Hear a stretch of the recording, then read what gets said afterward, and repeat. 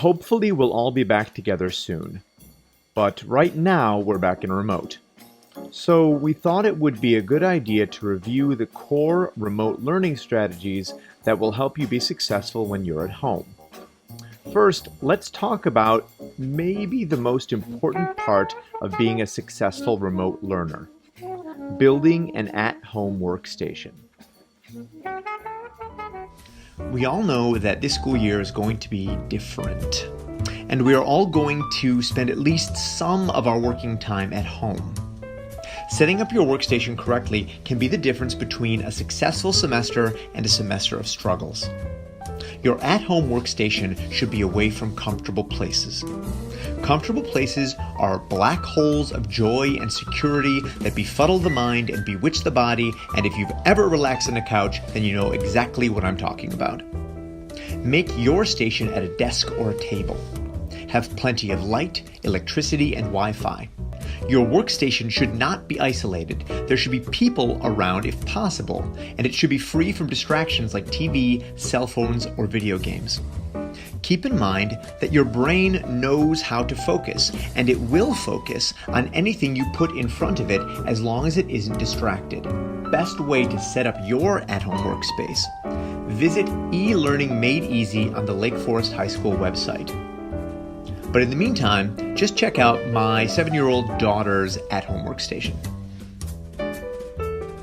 Next, you'll need all of your materials. Let's just list them. You'll need an assignment notebook, textbooks, folders, your Chromebook, a calculator, pens, pencils, rulers, etc., and your backpack. This is your essential kit for academic success. If you are missing any of these, please let your freshman advisor know. Next, let's describe one technique for effective note-taking. Take notes every day in every class. When you're in college, nobody will give you guided notes sheets or YouTube tutorials. Most college professors will talk at you for an hour and expect you to write down everything that they say. Your teachers are way better than that.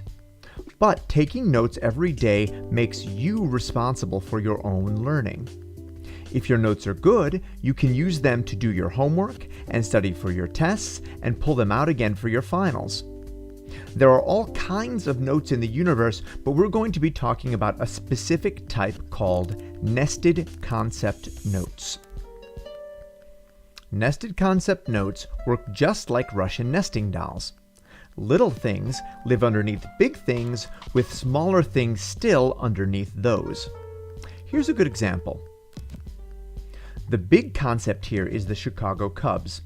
The nested concepts within the Cubs are the pitchers and catchers and other positions. Under those concepts are smaller concepts like specialty pitches or a player's unique role on the team. Now, let's look at a unique case: taking notes from a video. Watching a video to learn something isn't the same as watching, a TikTok. You can't do it passively. To learn anything from a video, you're going to have to engage the material actively. And that means you'll have to take notes while you're watching the video. Just like an at-home workstation, you'll want to do your video learning in an academic space, not a fun or leisurely space. You'll need your tech, headphones if that's your thing, and most importantly, something to write with. There's a bunch of brain science behind this, but the research shows that just watching a video doesn't usually produce long-term memorization or mastery. You need to write things down. So here's the plan. 1. Take notes while you're watching the video. Even if you never look at the notes again, which you totally should, don't throw your notes away. But just taking notes on what you see will improve your memorization and comprehension. It's also a good idea to give your notes a date and time and title, especially if you're using a Google Doc. It will help you find the notes again later. 2. Pause whenever you need to. You can't pause your teacher. This is one of the biggest benefits of online learning. 3. Keep a glossary of terms. Vocabulary is a key part of all areas of learning, so jot down terms you think you need to memorize. 4. Rewind when you need to. Again, you can't rewind your teacher. 5. Write down what you don't understand. Just writing down things will help you remember them, and then you can ask your teacher to help you figure out what you don't understand later. 6. Watch the video again. One viewing is almost never enough. You're taking challenging subjects. It will take a few runs to understand. Finally, we can bring in Miss Harmson to remind us where to go and who to talk to if we need help. Every student in the building has a team of people dedicated to your well-being and success. Each core team has a social worker, like me, a counselor, a psychologist, and a dean. They are assigned to you by your last name. Wondering who your core team is? Look here. These are your go-to people that will help you with whatever you may need or point you in the right direction. Let's talk about some of the academic challenges you might face. Lake Forest High School has resource centers for each department that are available for whenever you need. Right now, all resource centers are online. And when we get back in the building, you'll be able to visit the resource centers in a classroom as well. Next, PLT, Personal Learning Time. This is time set aside by your teachers once a week for students that may need help in any class in any area. Sometimes teachers will schedule sessions for you just to check in, but you can also drop in with any questions you may have. The resource centers are also open during PLT time. Do you know when PLT time is? It is every Wednesday from 2:35 to 3:25. Need help with executive functioning? We have a guy, Mr. Hain. Mr. Hain has Executive Functioning Tutor Center in the library that you can access for organization or study skills. This is open before or after school and during your study hall. You can also go directly to the Executive Functioning support by visiting the website. Need a peer tutor? We have tons of peer tutors available in all subject areas and levels. Peer tutors can also visit with you before or after school or during your study hall. What would a peer tutor do, you ask? They can help you master some concepts you may be struggling with, help organize or write a paper, and prepare you for your tests and quizzes. Check out this website to request a peer tutor. They are so awesome and available to help you right now.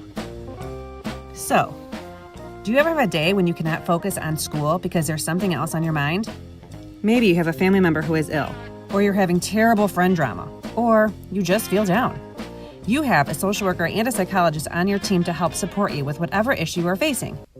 Our office is always available for walk-ins, and you can email or message your person at any time to set up an appointment. If you aren't sure who to reach out to, look here for who your assigned person is. Remember to look by your last name. The counseling office is where you can pick your classes, discuss your schedule, talk about options if you are struggling in a course or want to move up, discuss your future, make plans for college or career. Just like social workers, the counselor's office is available for walk-ins by email, direct message, or completing the support request form here. Last but not least is your dean. Your dean can answer any and all questions about attendance and are also a great resource for any classroom issue or support you may need. Yes, we all make mistakes, and in the event that you have a discipline issue, they will be your person as well. So, that's a crash course on your very own personal core team and how to access them and the supports we offer when you need to. Remember, it is okay to not be okay. We know that your 4 years in high school will not be all sunshine and roses. We are here to help you navigate all the ups and downs and any rough waters you may face. The most important thing to know is that we are here for anything, anytime, always. Asking any adult in the building that you trust is always a great way to start getting the help that you need. Go Scouts!